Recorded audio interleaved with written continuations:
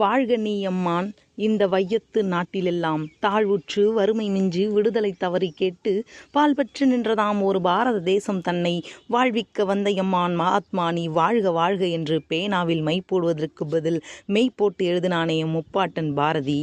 வீழ்ச்சியொரு தமிழகத்தில் எழுச்சி வேண்டும், விசையொடிந்த தேகத்தில் வன்மை வேண்டும், சூழ்ச்சிதனை வஞ்சகத்தை பொறாமை தன்னை தொகையாக எதிர்நிறுத்தி தூள் தூளாக்கும் காட்சி தந்தம் மரச்செயல்கள் மிகவும் வேண்டும், கடல் போல செந்தமிழை பெருக்க வேண்டும் என்று சொன்ன பாவேந்தரின் வரிகளை உள்நிறுத்தி நாம் இன்று சுதந்திர தின விழாவை விடுதலை நாளை விடுமுறை நாளாக கொண்டாடுவதற்கான காரணமாக இருந்த போர் வீரர்களுக்கான வீர வணக்கத்தை சொல்லி விடுதலை திருநாளான இன்று வானவில்லின் வண்ணங்கள் போல் போர் வீரர்களின் பட்டியல் ஏராளம்தான்.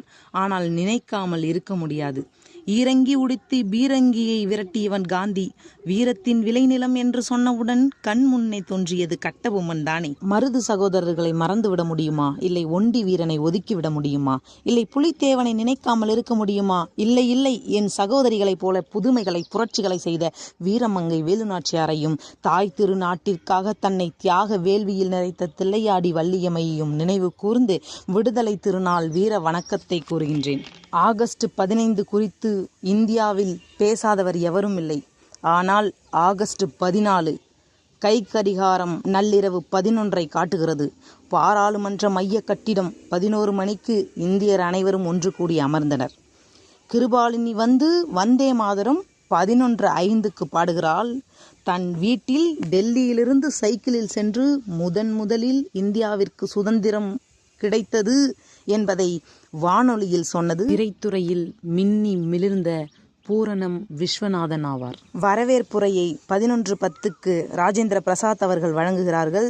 Doctor S. ராதாகிருஷ்ணன் இந்திய சுதந்திர தின விழாவின் முன்னிலை உரை வகிக்கிறார். தேசிய கொடி ஏற்ற வேண்டுமே, கைக்கடிகாரம் 11:50 தொட்டுவிட்டது. இந்திய பெண்களின் பிரதிநிதியாக அம்சா மேத்தா என்ற பெண்மணி தேசிய கொடியை எடுத்து வர இந்தியாவின் முதல் பிரதமர் நேரு கொடியை ஏற்றியது பெருமையல்ல.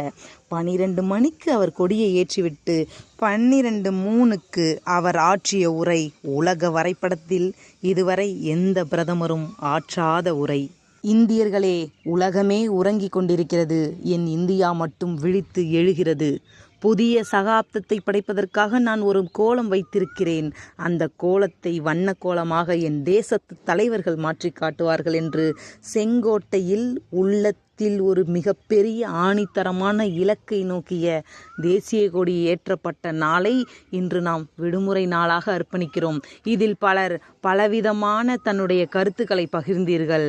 இன்று வன்ம காரணங்களால் இந்தியா சுதந்திரம் அடையவில்லை என்று நான் கூறியது அனைத்தும் இந்தியா ஆங்கிலேயனிடமிருந்து விடுபட்டதை தவிர, விடுதலை பெற்றதை தவிர ஒருபோதும் கொள்ளைக்காரர்கள் கூட்டத்திலிருந்து விடுபடவே இல்லை.